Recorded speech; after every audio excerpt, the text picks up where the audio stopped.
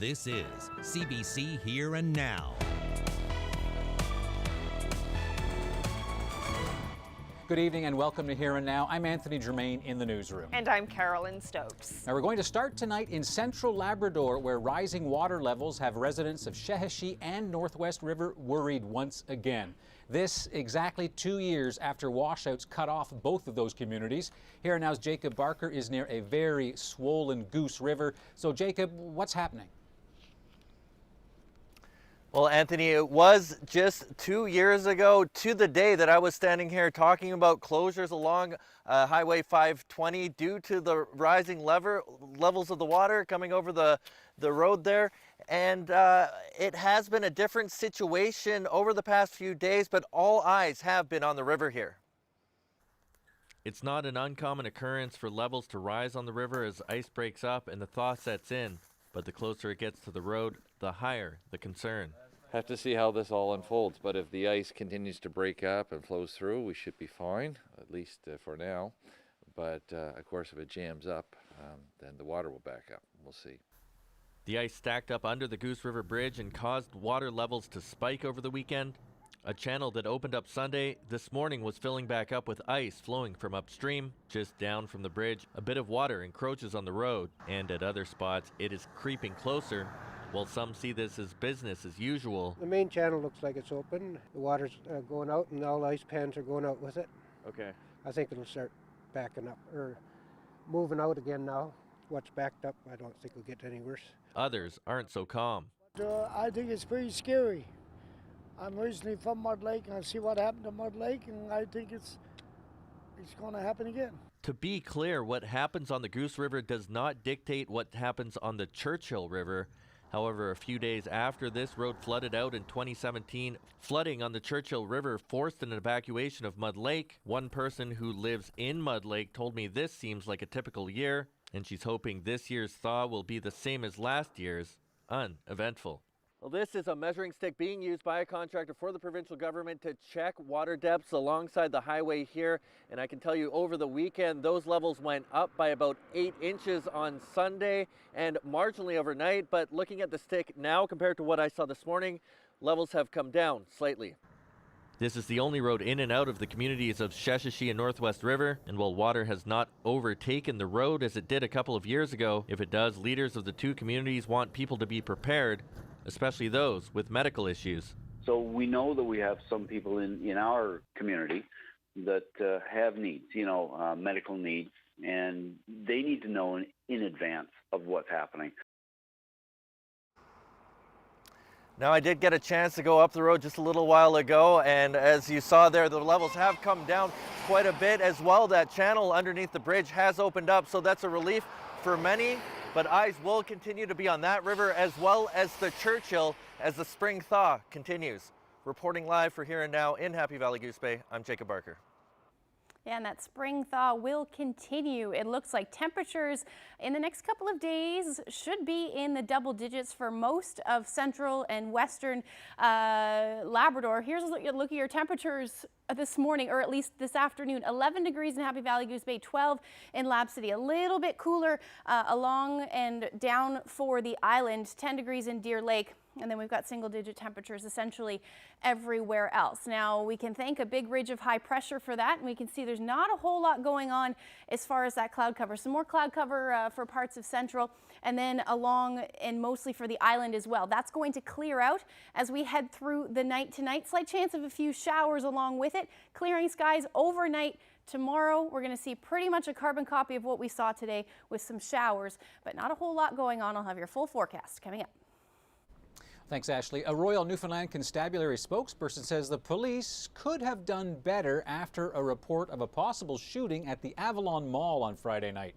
8 officers, some of them with their weapons drawn, swept the mall on Friday night, and they left again a short time later. But it wasn't until Sunday evening that the RNC released any information about that incident. Constable James Cadigan said they were responding to a call about a possible shooting, and they're now treating it as a public mischief investigation. Cadigan says police could have shared those details a bit earlier.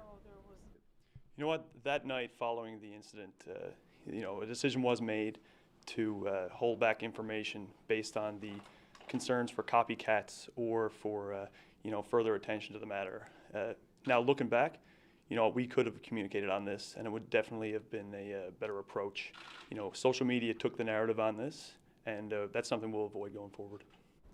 A man is in critical condition after he was thrown from a vehicle in an accident that happened yesterday. The 26-year-old driver from Bishop's Cove is in hospital in St. John's. Around 8 o'clock last night, his vehicle left the road and flipped over. Collision analysts are still investigating the cause of that crash. The man was not wearing a seatbelt at the time.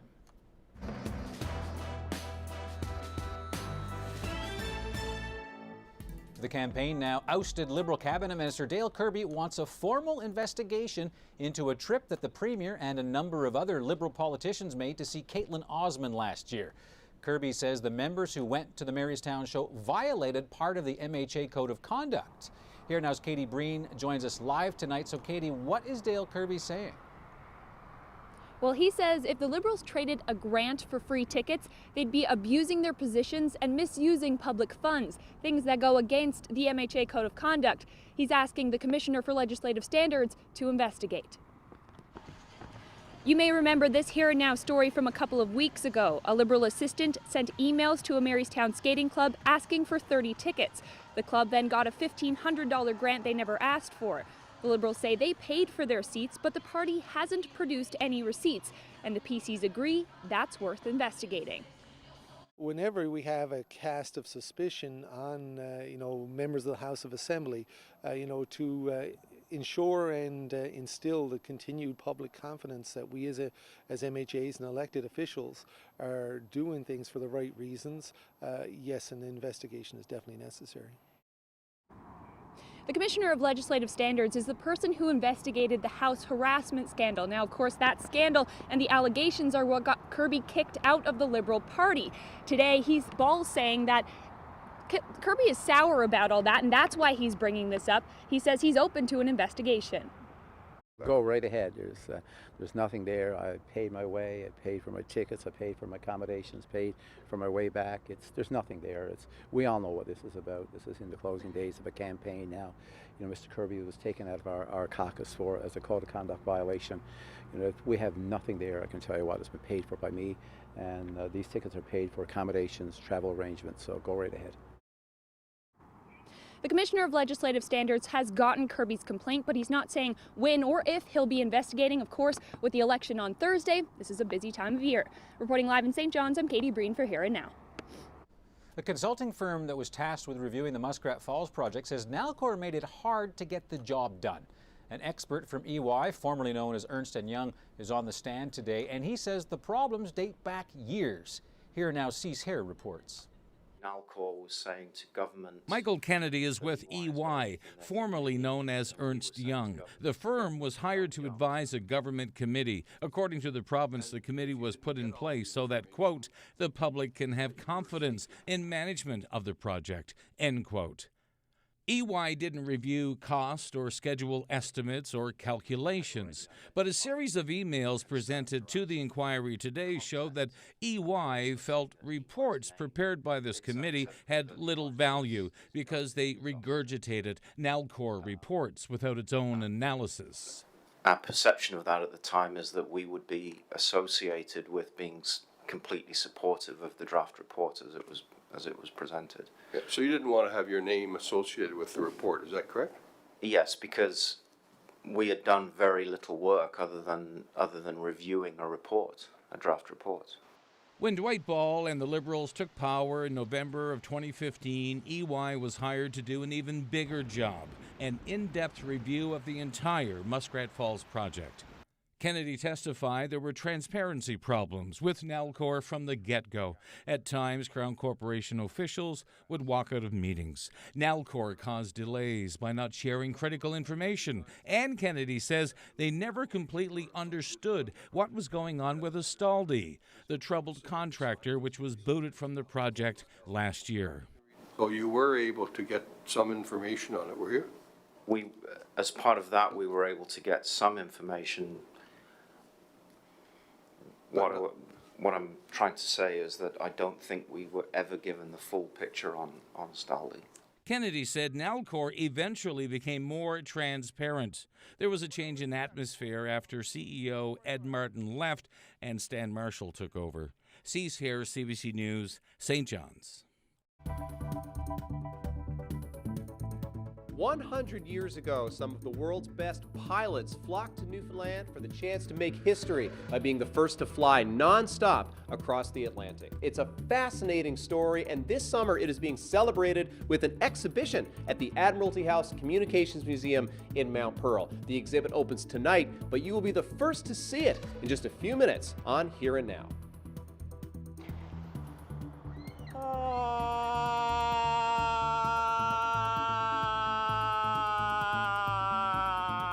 It's a little early for moose calls, but people who love the great outdoors are calling out politicians on this election. Why isn't anybody talking about problems with moose and salmon? That's coming up. Now to some national news. The private equity firm Onyx is buying Canada's second largest airline, WestJet. The deal is reported to be worth $5 billion. Onyx is based in Toronto. It will keep WestJet's headquarters in Calgary. The airline employs about 14,000 people. CBC News asked an aviation analyst about the purchase. WestJet's got an awful lot on the go in terms of its international development plans, new aircraft in its fleet, new business class, continuing to build its regional network throughout the country, and it's got very strong aspirations on the international marketplace. I think what Onyx is doing is they're endorsing completely and wholly the WestJet plan to move forward. I don't see any changes whatsoever. Now, the deal is still subject to a number of conditions, including court, regulatory, and shareholder approval.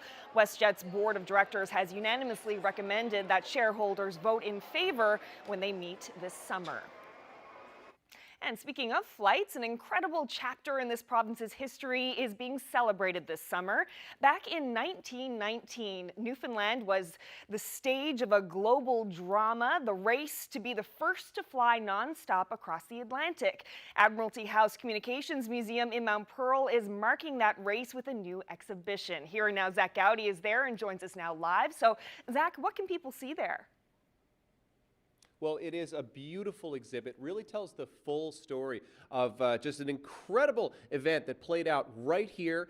There's a mix of historical artifacts, also these lovely interpretive panels, which really introduce you to the characters who were involved in this air race, particularly the aviators, the teams of pilots and navigators, all British, who came right here to take on this challenge. You can learn about the planes that they flew, some artifacts from those planes here as well. But some of the coolest parts of this exhibit relate to a woman named Margaret Carter. Now, Margaret Carter was from a family of movers and shakers of their day. She was fascinated by the air race, befriended many of the aviators involved, attended their takeoffs, but most crucially, she took photos along the way. Some of her great photos, you can see them here. Just amazing, really. This is a photo of Margaret Carter. This would be an early selfie, I think. Just an incredible record that this woman created of the transatlantic air race as it played out right here in St. John's and Mount Pearl. Now, this year, Margaret Carter's family donated her photos and some of her personal belongings to the Center for Newfoundland Studies at Memorial University. Our cameras caught up with Margaret Carter's great nephew as he was there to donate this collection, as well as the head archivist over at Memorial Libraries, and spoke with what this collection means to them. So my name is Peter Anderson Carter. Margaret was my great aunt and my dad's favorite. Which images would you like me to pull out? I put a lot of thought into what to do with this piece of Newfoundland and St. John's history before handing it over. Not getting any younger. To actually engage with these materials in person is incredibly emotional. When I looked at the album, it's Margaret's actually through her lens. We get to see what she was experiencing, what she was seeing, but she also collected the commercial works of other photographers in town, Holloway, J.C. Parsons, S.H. Parsons. So it's also a combination of how people were feeling in this province during this phenomenal time period. So you can feel the excitement, the anxiety, it's just palpable. As a woman, I really connected to this time period in a way that I was really surprised about. I really identified with Margaret's fabulousness. I mean, the fact that she showed up in all these different fields with rubber boots and her fur coat and her fabulous hat, and with her independence of having access to a car and going with her friends and her family, like that was something I didn't connect with this story of planes and machinery. It's really a story about people, and I was really taken by Margaret the person, because often we don't hear about the women that were involved. So it's a real glimpse into people's lives that normally we just would not see. We're delighted to have it in the hands of the right people. I can now close that chapter of my life knowing that the people that came before me and entrusted me with this material can rest peacefully, as can I, that I did the right thing with it. And right here we have one of Margaret Carter's fabulous fur coats.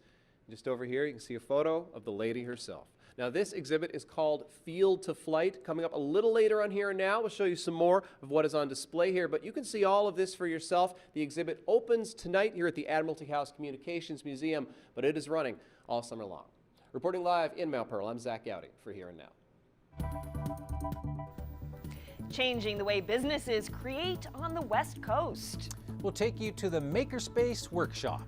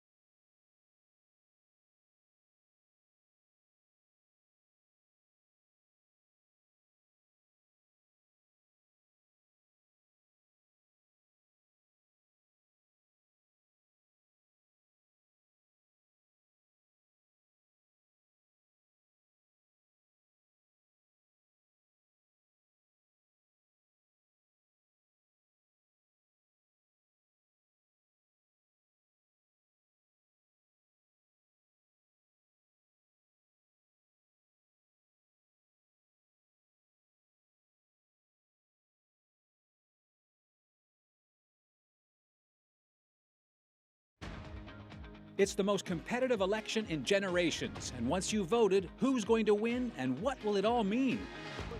The CBC NL election desk breaks down the results fast as they come in. Live reports from across the island and Labrador. Analysis of what you, the voter, decides on election night, May 16th. For the most in-depth coverage of election 2019, turn to CBC NL. It all starts at 6 p.m. Island time and will stay with you on the air until you choose the next government. NL Votes 2019. Welcome back to Here and Now. Well, in this election, the great outdoors hasn't figured prominently, but my next two guests think it should. Dwight, let's talk about moose first. Why should moose be a campaign issue? Well, it's a big economic contributor to all the rural communities around Newfoundland. And we've been seeing a huge decline in moose populations down in the last 5-6 years. Unless the licenses are decreased, it will not be a sustainable hunt. And this is a fault of government. I mean, they were the ones that increased the licenses substantially initially, so now it's up to them to decrease them until they see what the population is. Right, so this is despite calls to actually cut them down so that the moose population get a bit of a break, because their own data shows a decline, right? It shows a decline. Now, I don't know where they get their figures from, but you ask any hunter out there, and they all say the licenses or the quantity of moose that we have on our island now is down by 50%, you know. So if you have 30,000 licenses and you have a population of 60, 70, maybe 80,000 animals, it's not going to take very long for it to be wiped out. Right, and obviously moose hunting a very important thing. Barry, your thoughts on this? Well, North American water studies are showing that the moose population is in decline across North America, and one of the chief reasons seems to be the birth rate. So if the calves not enough calves are being born to rejuvenate the populations, then we're only hunting the existing population. And as Dwight just mentioned about the number of licenses, et cetera, it's a very deep concern for us. Easy know it's election year because the government has stepped up to do aerial surveys. It has stepped up to possibly bring back the jawbone analysis study. So the third step in the program now will be to decrease the number of licenses until they figure out what the number of moose population is out there, then set the license in accordance with that to have a sustainable hunt in the future, not only for us, but for our kids and their kids as well. All right, the jawbone study, what does that show? What's the idea behind that? The jawbone analysis study shows the health and everything else about the herd, right, and it gives an extrapolation about the number of animals around, what they're eating, et cetera, et cetera. Now, the minister responsible when it comes to moose hunting is Jerry Byrne. How has he handled this file, as the politicians say? I don't think very well at all. I mean, we have a phenomenon that's occurring all across North America, like Barry mentioned, very few calves being born. We have a situation where all the hunters are saying that the population of moose here is down substantially. We were given a 100 license reduction for this upcoming hunting season. Now, 100 licenses being eliminated is absolutely nothing on 30,000. All right, last word to you, Barry. That's a slap in the face, to continue what Dwight just said, but through our numerous attempts to have a meeting with Minister Byrne, he has shrugged us off and said that basically because we were not an official group, our opinion, my opinion, our opinion, the moose hunters, Newfoundland and Labrador opinion, don't count or don't matter to him. And I think that's a direct slap in the face to everybody who is a hunter out there. All right, strong words from two avid hunters. Tomorrow on Here and Now, we're going to take a look at a different species and a different industry, the Atlantic salmon. That's tomorrow on Here and Now. This weather update is brought to you by the Healthcare Foundation Home Lottery. Order your tickets now at hcfhomelottery.ca.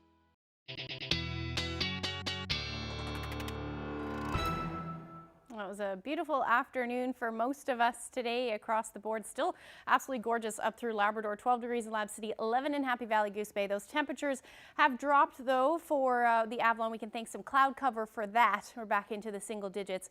And as we, these wind chills just a little bit as well. So we're seeing winds gusting so far just along the northeast coast. We can see these stronger winds offshore, and it's leading to some pretty high seas along the northeast coast. So if you're out, you're definitely noticing that, making for some spectacular pictures there I'm getting sent.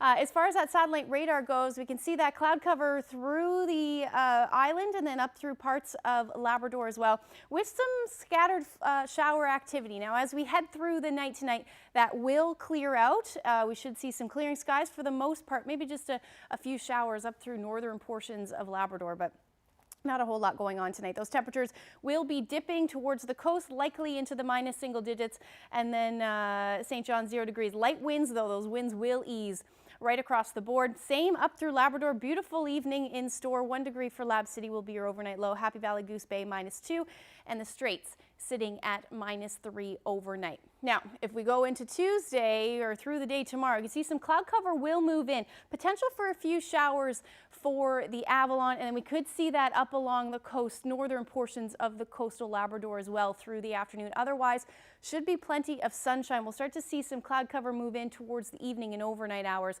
and that's thanks to our next system. So here's a look at these temperatures. I bumped them up quite a bit, sitting in the teens right across the board with that plenty of sunshine. Again, chance of a few showers for the coast of the Avalon. South winds 20 to 30, so generally light winds tomorrow. 13 to 15 degrees closer to the coast, though we could see these temperatures drop. That's the case for the south coast as well. Likely looking as you head inland, you'll probably see temperatures around 12 degrees. Otherwise, between 8 to 9 degrees, it looks like. Those temperatures right across the board, plenty of sunshine, maybe a few cloudy periods in the mix. Can't rule that out, but temperatures should be in the double digits. Now towards the Great Northern Peninsula, not so much. 7 degrees for St. Anthony. Winds, though, again, generally light out of the west, near 15 kilometers per hour. Have that chance of showers in around Makovic. Should be mainly sunny, though, through the day, but you can't rule out that chance of a few showers. Northwesterlies 30 to 80. And then look at these temperatures I have in there. Between 15 and 17 degrees, it looks like, for Happy Valley, Goose Bay, and towards Lab City. And that's because with this sunshine and that high sun angle, light winds are likely going to reach those double-digit temperatures. It looks like that's the case as we head towards the middle of the week. The next weather maker will move in Wednesday night, but I'll have all those details when I come back. Well, if you're looking to spot some icebergs this year, you don't have all that far to look. It's shaping up to be a banner year for bergs here on the island. And here now's Meg Roberts. Spent the day, a really tough assignment. She went out searching for the majestic towers of ice. After such a harsh winter, you'd think that people would be sick of seeing ice by now, but clearly that is not the case as people flock to see icebergs across the province. We just came to look at some icebergs. We've been doing it like every time you see an iceberg, it fascinates you like you've seen it for the first time. Prem Nijawen wasn't alone today as he tried spotting this berg off Torbay. It's one of the many spots on the Avalon where the icebergs are visible to the naked eye. Iceberg Finder, an online tool, suggests there are more than 200 icebergs drifting past the province. But an engineering professor says just because they're visible this year might not mean there's more. We've had some miserable weather over the last 2 weeks. And the only, the silver lining in that is that usually means the winds are coming out of the north and the east, and they will have taken the icebergs, which very often, every year we have icebergs drifting down, but often they're not close to shore. These have been driven in. With windy weather like what we saw today, Bruno says don't expect the bergs to last long. He says strong waves wear them away. But those waves weren't strong enough to keep Iceberg Quest tour boat ashore. The owner expects his company is in for a solid season. How would you compare this year to, say, even last year? A lot better year starting off for sure, yeah. It's a big, economic driver for our economy as well. And I mean, we got 2,600 shareholders and stakeholders in tourism in Newfoundland and Labrador. So I mean, we're looking forward to this ice year, especially after last year was a little vacant for a lot of us, So while there wasn't much hunting involved in today's adventure, all those icebergs are an unexpected spring treat. Meg Roberts, CBC News, St. John's. Well, a workshop full of cutting-edge tools is changing the way businesses create on the west coast of the island. The Makerspace is marking a milestone. Its 1-year anniversary in Corner Brook. Here and Now's Lindsay Bird dropped by. This is a 3D printer, humming away, building a part for a miniature printing press. It's just one of the pieces of technology tucked away in a corner of Grenfell campus in a place called the Makerspace. So a Makerspace is a space where people can come together to make. People provide the plans, and machinery like this laser cutter do the heavy lifting. The Makerspace got up and running last year, funded by the provincial and federal governments to the tune of $1.4 million. Part of a larger effort to boost local entrepreneurs by giving them access to cutting-edge equipment. I can work with them to develop some promotional materials, which might be us engraving a sign, which we'll take a look at later, or it might be making coasters or leather patches, things that they have to date needed to buy off the island. Perhaps the quality isn't as high as they can get here, and they didn't have input in the design process. Kilfoyle has hired a university student to help her create prototypes, theater props, or artist tools, like this portable loom for fine art students to take out into the field. The next step for the Makerspace is to set up hours to be open to the public.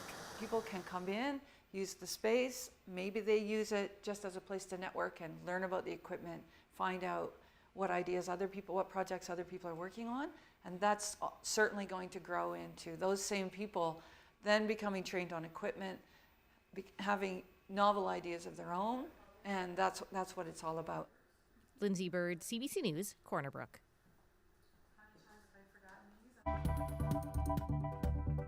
You gotta put the cheese first, though, right? You're gonna spoil the pizza now. Okay. Oh, gee. Okay. It's a population pizza. Here Now's Megan McCabe examines the uncomfortable truth about this province's aging demographics with a different kind of pie chart.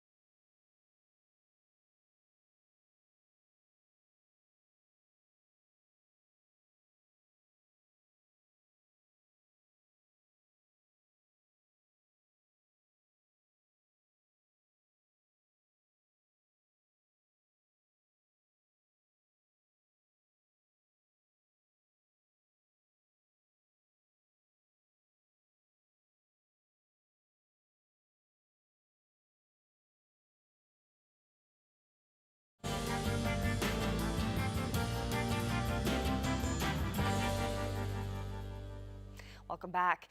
Well, demographics don't lie. People in this province are aging faster than anywhere else in Canada. A boost in birth rates alone won't be enough to counter the decline, so enter immigration. Here and Now's Megan McCabe is tackling this topic in a series called Uncomfortable Truth. We start tonight with our population problem. Inside their shop, Kilbride Pizza, Mahmoud Moody El Sayed and Amira Ibrahim have a little quiet time. They emigrated here from Egypt and have lived in the province for several years. But after a little time in Placentia, the couple says St. John's is much better for their family.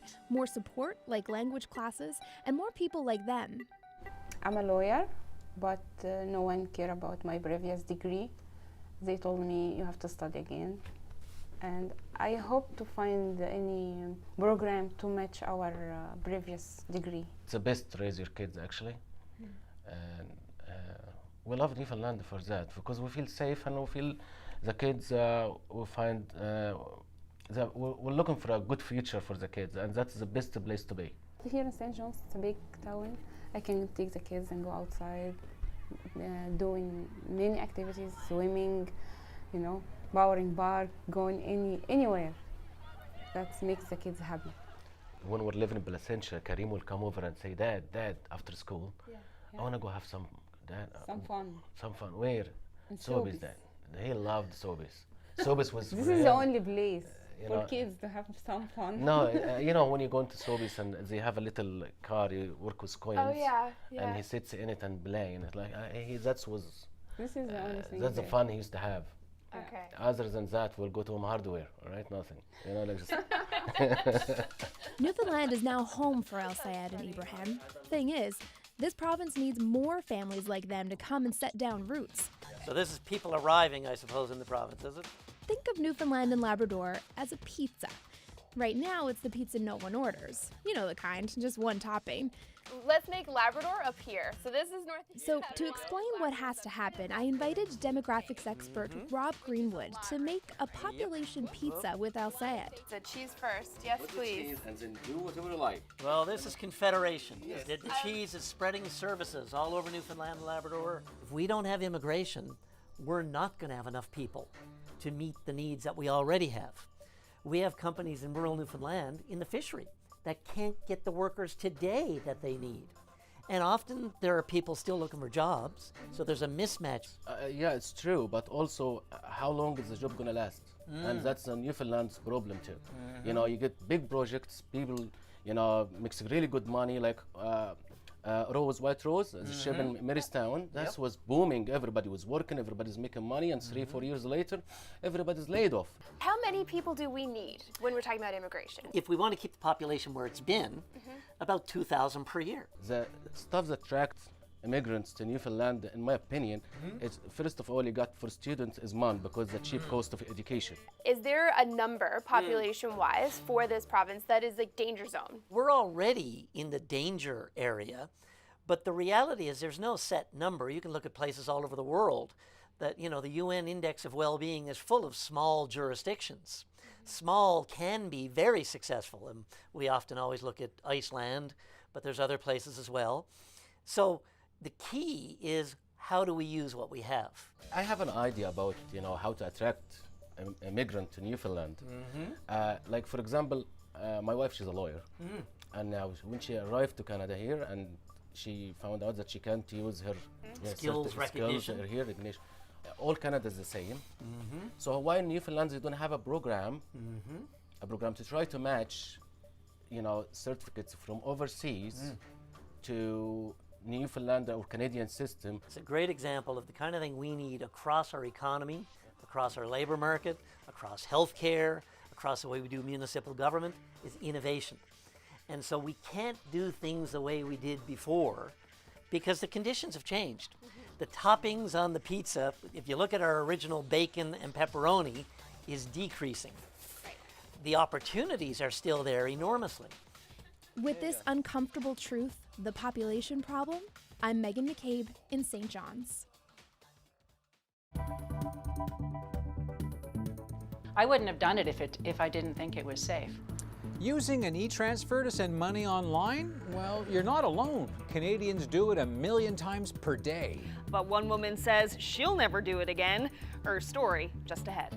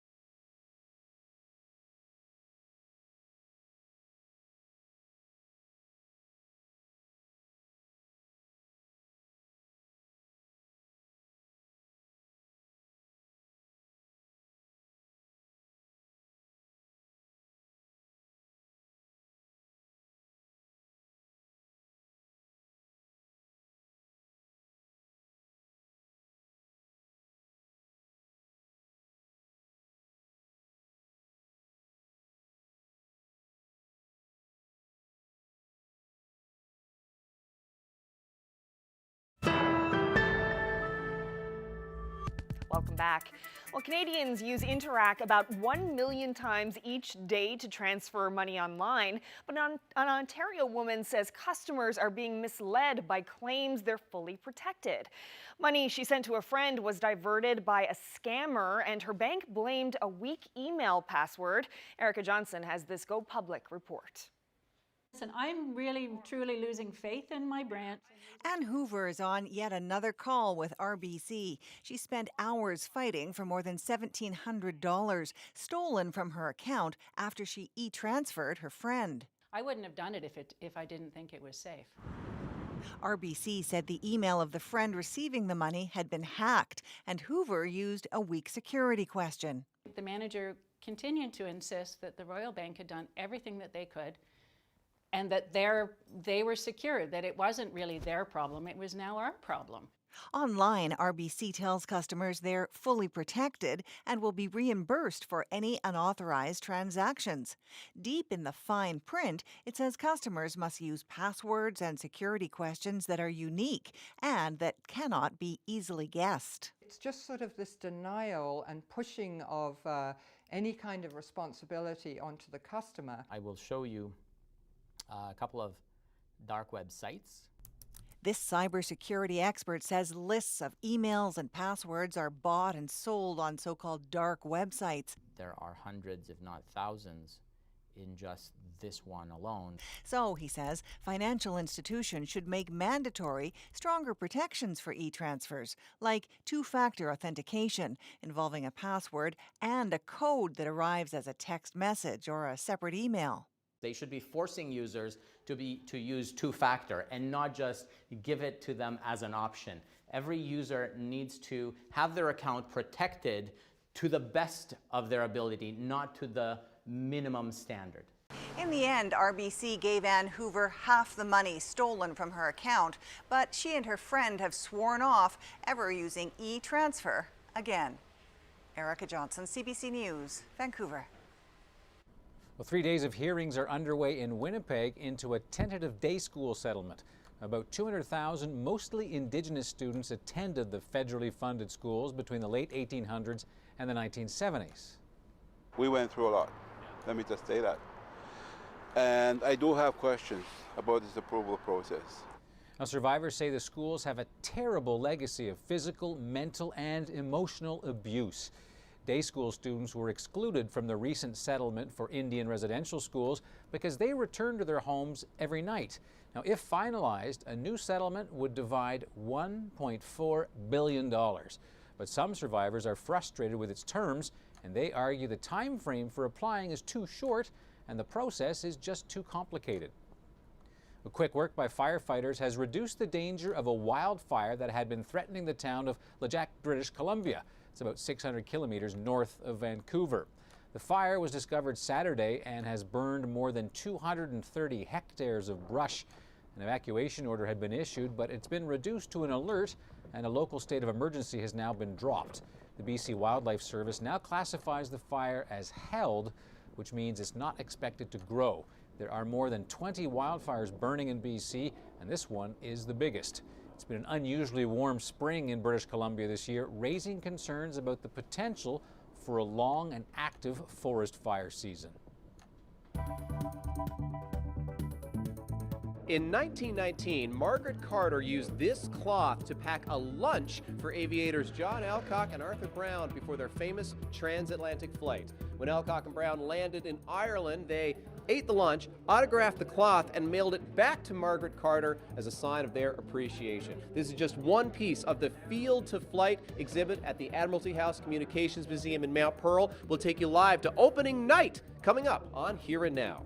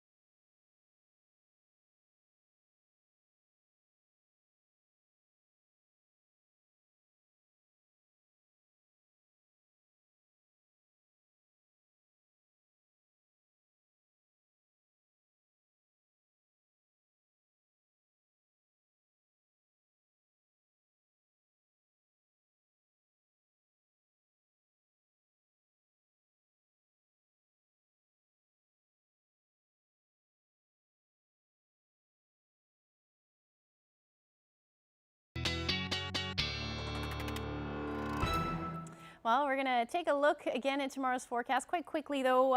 It looks like plenty of sunshine across the board. Temperatures in the teens up through Labrador, and then even in towards the island as well. Chance of a few showers for the Avalon, though, through the afternoon. Now, looking ahead, that's when our next system moves in, and we can see that if we zoom in a little bit, that's going to move in overnight Wednesday towards, or overnight Tuesday into Wednesday morning, mainly for the south coast to start. Could see a few flurries with this depending on the temperatures as well. Some of the models are certainly spitting that out, but we still have a couple of days to see if that happens. Same up through the northern peninsula. This takes us through to Thursday morning, though, and with those temperatures, we could see either rain or snow. So here's a look at the forecast. Those temperatures will dip, and you can see that across the board. 4 degrees in St. John's, especially along the south coast when we get into that cooler air towards the overnight and into Thursday as we head a little bit further north, but still have temperatures in the teens with plenty of sunshine for both central and western Labrador.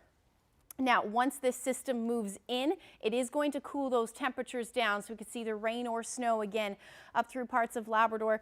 Some warmer air as we get into that southerly flow down through the southern island rather, and then continues through Saturday morning. So it does look like we should see a few peaks of sun potentially, but overall, those temperatures not looking too bad. So here's a look at the forecast for the next couple of days. So Tuesday, tomorrow afternoon, double-digit highs, chance of a few showers, mainly going to see that sunshine though.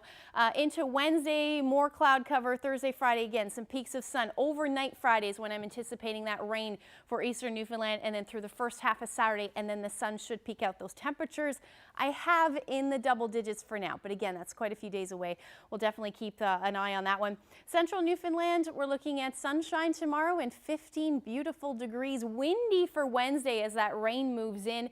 And then again, generally unsettled as we head towards the weekend. Again, have those temperatures in the teens with that potential for a few showers as well. For western Newfoundland, similar for tomorrow, 13 degrees. Again, along the coast anywhere, we'll likely see some temperatures a little bit cooler. 8 to 10 degrees for the middle of the week, and then as we head towards the weekend, 14 degrees it looks like for the beginning of the long weekend.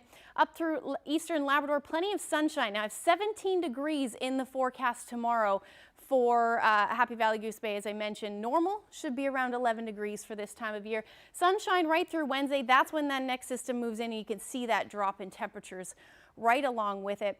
And then we're going to see similar temperatures tomorrow for western Labrador, 14, 15 degrees as the afternoon high with plenty of sunshine and light winds, and then that rain for Thursday and Friday. So let's look at your forecast. I'll have your weather photo coming up. Here we go. Oh, right, I forgot. We're actually going to check back in with our Zach Gowdy, who's in Mount Pearl. That's where the new exhibit is being unveiled tonight, celebrating a big anniversary for one of my other loves, aviation. Zach? Yes, Ashley, people are already starting to arrive at the opening night of Field to Flight, this exhibit at Admiralty House Communications Museum. Ceremony tonight to kick things off, and on the menu, they're serving a beer brewed specially for the occasion right down the road at the Landwash Brewery here in Mount Pearl. This is their Transatlantic Pale Ale. Such a cool touch. Now I'm going to chat with museum manager Sarah Wade. She's been working on this exhibition for months. Sarah, what's it been like for you to be steeped in this story of the Transatlantic Air Race? It's exciting because this exhibit is focused on a celebration. People are coming here to Newfoundland, and it's something exciting. It was the first time some people had even seen planes before. There had been no airports in Newfoundland, and hearing these stories and having people trust us to share their family stories is incredible. And I loved every minute of the past year working on this, and I'm so proud of this exhibit. That's so wonderful. Congratulations to you on this opening night. Now, take us back to that time. Why in 1919 was there such a push to make transatlantic flight possible? It had never been done before, and always testing the limits and the boundaries of what could be achieved. And because of the First World War, so many advancements had taken place. So with this competition, these daredevils were coming here to test this out. And so with the advancement of these planes, to have the first nonstop flight, we also had the introduction of airmail as well, so that was a big thing for people to get involved with, and it was introduced by the Newfoundland postmaster Jay Robinson, and he asked the Sopwith team, Hawker and Mackenzie Grieve, if they could carry a mail bag for them. They agreed, and then all the other teams were on board. So all to make postal history. It is so cool that items like those postcards have survived all these years and can be collected here now for us to be able to share this story. Sarah, opening night tonight, but of course people can see these things for themselves this summer? Yeah, the exhibit will be on display until August 31st, and they can come see mail that was carried on Hawker and Greaves plane, on the Vickers Vimy successful flight, and we're so excited to share all these stories. Just a great story. Sarah, thank you for your time. Thank you so much. Anthony, I'll send it back over to you. Can't have a celebration without a beer day, right? Well, they got it all here tonight at Mount Pearl. Yeah, another tough assignment there for you, Zach. Always. Happy to be here. All right, that's here now. Zach Gowdy, some fascinating artifacts there. Looks like they'll have a good exhibit right through the summer. This sad news now. Hollywood legend and a bubbly girl next door, certainly here was her persona. Doris Day has passed away. The actor and singer, a major star in the 60s, died peacefully in her California home. She was 97 years of age. Whatever will be, will be. The future's not ours to see. Que sera, sera. Her signature tune there. She was a successful big band singer by the time she was just 16, and she became a star in dozens of musicals and romantic comedies with the likes of Frank Sinatra, James Stewart, and Rock Hudson. And while she shone on screen, she admitted that her home life wasn't as sunny. She divorced 3 husbands, one of whom left her bankrupt. And after retiring from the screen, Day was active in animal rights work for many, many years. Day is survived by a grandson, a lifetime on film, and millions of fans.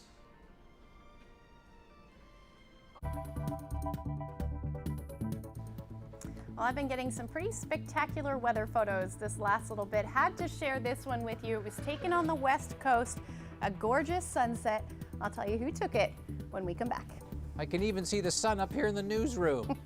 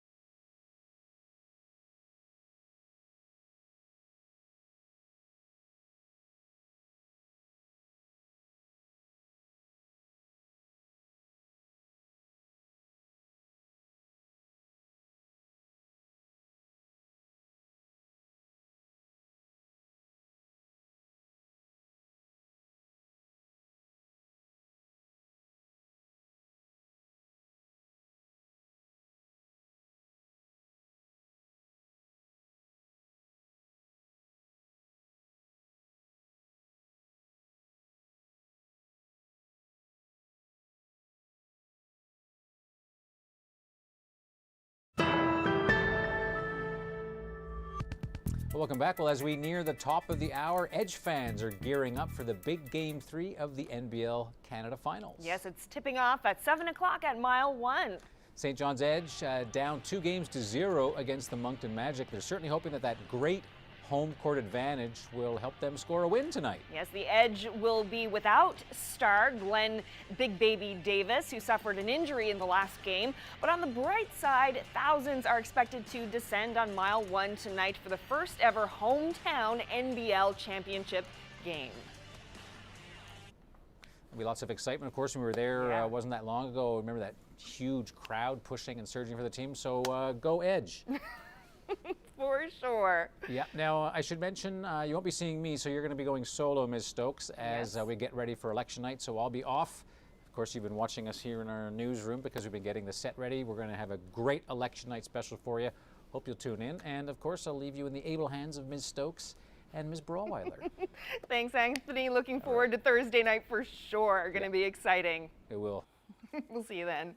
All right, so Ashley is here with me now to have a look at the viewer photo, and what a beautiful shot this is. Yeah, we saw, or they're seeing some beautiful sunsets. This was taken in, or along the west coast in Bottle Cove. Bottle Cove. That's where that, that photo was taken. So thank you so much for sending this wonderful photo in, Greg, and we do want to see all of your weather photos. There has been some beautiful ones sent to us over the last little bit, so I can't wait to continue to see your photos come in.